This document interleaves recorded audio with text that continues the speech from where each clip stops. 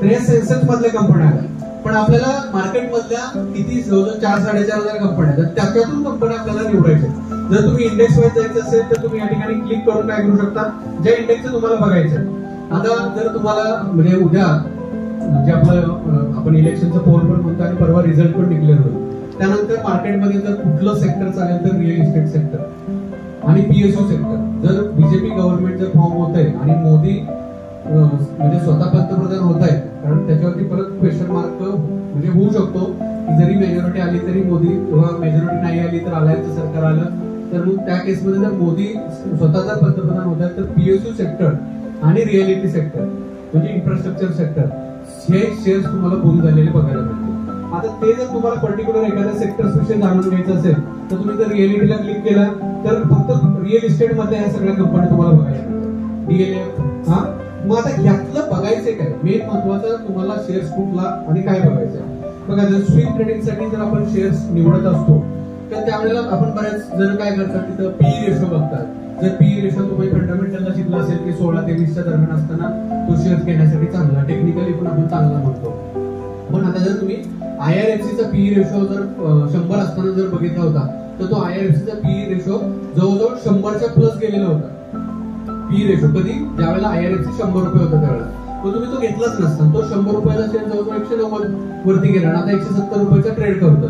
तेव्हा Moscow dock जर तुम्ही बघितलं त्याचाही पीई रेशो तुम्हाला हायएस्ट बघायला मिळतो. म्हणजे मागच्या 3 महिन्यात जवळजवळ 300-350% रिटर्न त्याने जनरेट केले.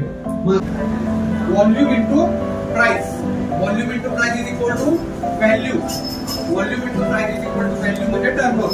तो त्याच्यावरती क्लिक केलं सो वन डे मध्ये ऍड केलं. आता काय झालं बघा, इथं व्हॉल्यूम इंटू प्राइसचा टॅब ऍड झाला जो अगोदर नव्हता. अगोदर ही बाकीचे टॅब होते सगळे. ओके, आता इथं व्हॉल्यूम इंटू प्राइसचा टॅब ऍड झाला. आता या ठिकाणी बघा इथं तुम्हाला काय 1 million and above, 100 million and above. तुम्ही इथं काय करू शकता की मार्केटमध्ये त्या क्रायटेरियाच्या वरती कुठल्या शेअर्स मध्ये बाईंग झालेले आहे. म्हणजे 1 मिलियन अँड अबव्ह म्हणजे किती पैसे झाले, 100 CR वरती ट्रेडिंग कोणत्या कोणत्या शेअर्स मध्ये झाले. कधी, आता हे कुठला डेटा येणार आहे तुमचा, फ्रायडेचा डाटा येणार आहे. जरी तुम्ही फ्रायडेला सकाळी जरी बघितलं म्हणजे आता समजा आता मार्केट ओपन होईल, मंडेला ही वेबसाईट 9:15 अपडेट करायला सुरुवात होते. तुम्ही 9:20 बघितलं, 30 मिनिटांनी बघितलं आणि त्यावेळेला लगेच 100 मिलियनचा टर्नओव्हर होत नाही असं नाही. आता इथं बघा इथं काय दिसतंय, आता 1 मिलियनचा टर्नओव्हर तुम्हाला त्या ठिकाणी सरांनी काय केलं, सेट केला. आता 1 मिलियन मध्ये टर्नओव्हर झालेले हे सगळे तुम्हाला एकदा शेअर दिसत आहे. आता 1 मिलियन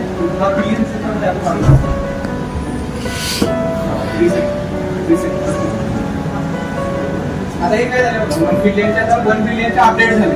मगाशी काय होतं, पीई रेशो 15च्या आत असणारा आणि 1 मिलियन पेक्षा जास्त टर्नओव्हर झालेला.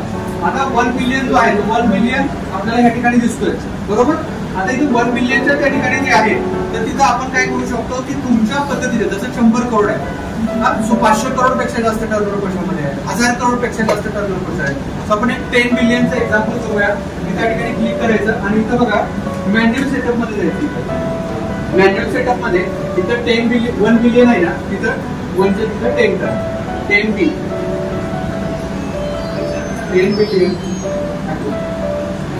आता काय झालं तर हे 10 मिलियन मध्ये ज्या ज्या शेअर्स मध्ये टर्नओव्हर झाला हे सगळे ह्याच्यामध्ये आले. 10 मिलियन म्हणजे किती झाले, 1000 कोटीच्या वरती टर्नओव्हर झालेलं आहे. आता इथं पर्सेंटेज चेंजला क्लिक करा. पर्सेंटेज चेंज मध्ये तुम्ही शॉर्ट डिसेंट क्लिक करा.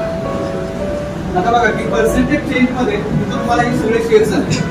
आता 12% शेअर जिंदाल स्टेनलेस जो शुक्रवारी वाढलेला आहे, 12% त्याची प्राइस वाढली बरोबर. त्यांना व्हॉल्यूम किती झाला, म्हणजे 100 करोड 1000 करोडच्या वरती आहे. हे जे आहे पॉलिसी बाजार वाढला, अदानी पॉवर वाढला. आता अदानी पॉवर मला वाटतं आम्ही 780 ला दिलेलं बरोबर, 680 ला दिलेला आणि 680 ला 755 झालं. म्हणजे जवळजवळ 12 ते 15% रिटर्न दिले. आणि तो शेअर्स काढण्यामागे मी काय कुठलं रॉकेट सायन्स वापरलो, हेच रॉकेट सायन्स आहे. हेच रॉकेट सायन्स आहे. जेवायला उशीर झाला तसं एक्स्ट्राचं मिळालं. ओके, काय मिळालं आता मी घेतला NHPC 107 रुपये चाललाय. हाही 100 रुपयाच्या आसपास मला इथंच मिळालेला. पण आता तिथं 10 मिलियन आहे तिथं किती बिलियन करायचं, बरोबर. मग आता खेळताय तुम्ही, या ठिकाणी तुम्हाला 5-7 शेअर दिसतात, त्यातला कुठला घ्यायचा? सगळे घेण्याएवढे आपल्याकडे पैसे नाहीयेत ना, बरोबर. त्यातला कोणता घ्यायचा? त्यासाठी काय पाहिजे? त्यासाठी काय पाहिजे? शेअर्स तर मिळाले 4,500 कंपन्यांना, मला स्क्रीनवरती आता हे 8 ते 10 शेअर्स आले. पण त्या 10 शेअर्स मधनं कुठला घ्यायचा? त्यासाठी काय पाहिजे? त्यासाठी काय पाहिजे? काय असतं? शेअर्स निवडला, एखादा शेअर्स बघितला की त्यानंतर पुढची स्टेप काय असते? चार्ट बघा, डेलीचे चार्ट होते आणि कुठलाही इंडिकेटर न टाकता पण तुम्हाला चार्ट वाचता आला पाहिजे.